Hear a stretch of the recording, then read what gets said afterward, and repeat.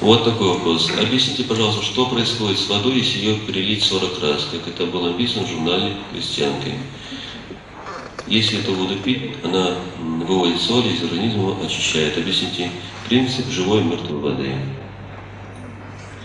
Ну и если можно, повторите об очищении продуктов от ядов.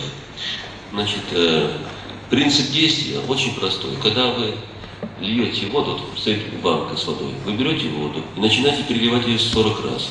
Вы мысленно думаете о том, что вы делаете. Ваше все внимание сосредоточено на этом.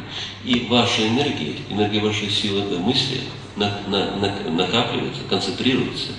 И даже если вы не обладаете большим зарядом энергетическим, своим собственным, то вот многократно такое накачивание приводит, что создается определенный заряд, который и дает эффект лечебный. И главное, чтобы вы при этом думали о том, что вы хотите сделать. Ну, это не у каждого получится, но у кого получится, будет хорошо тоже.